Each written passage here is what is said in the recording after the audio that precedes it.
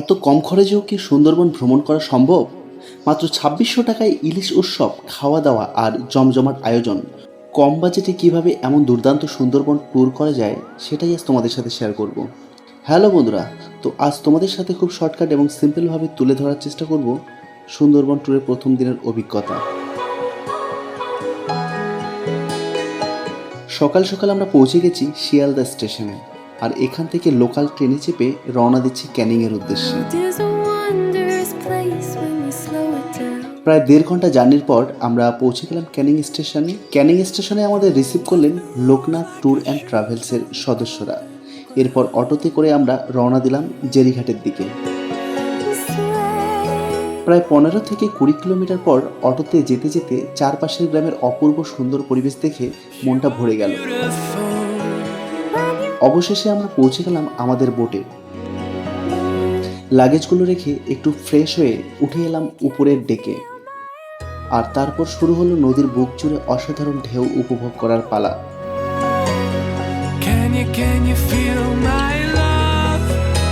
বোটে ওঠার সাথে সাথেই চলে এলো ওয়েলকাম ড্রিঙ্কস। নদীর হাওয়া আর ঠান্ডা ড্রিঙ্কস সত্যি দারুণ একটা অনুভূতি।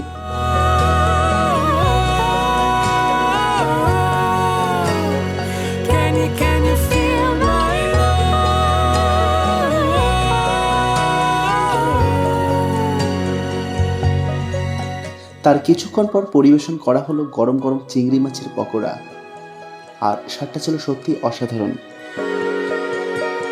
দুপুরের খাবারে ছিল ইলিশ ভাত এবং আরও নানা ধরনের পদ। যেহেতু আমরা ইলিশ উৎসবের প্যাকেজে এসেছি, তাই প্রতিদিনই থাকছে ইলিশের বিশেষ আয়োজন।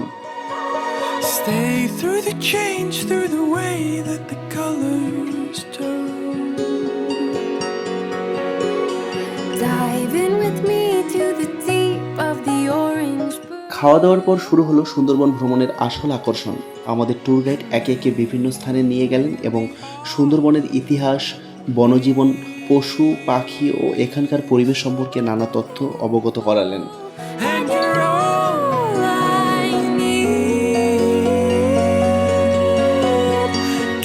Can you feel my love?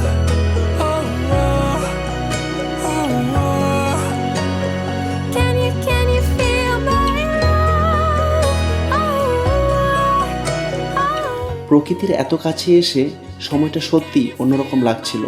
সময়টা যে কিভাবে কেটে যাচ্ছিল টেরই পাচ্ছিলাম না।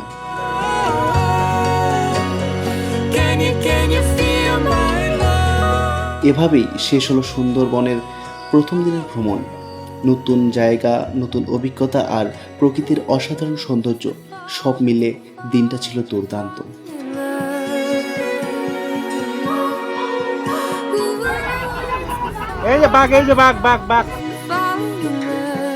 তো বন্ধুরা, নেক্সট এপিসোডে আমরা দেখব সুন্দরবনে আরও অনেক অজানা জায়গা এবং নতুন নতুন অভিজ্ঞতা।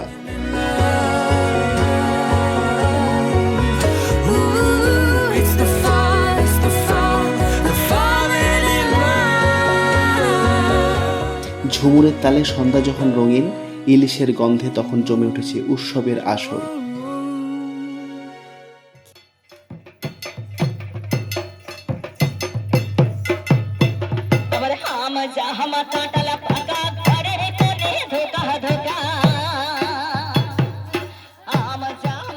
যদি ভিডিওটি ভালো লেগে থাকে তাহলে অবশ্যই লাইক, কমেন্ট এবং পেজটি ফলো করে পাশে থাকবেন।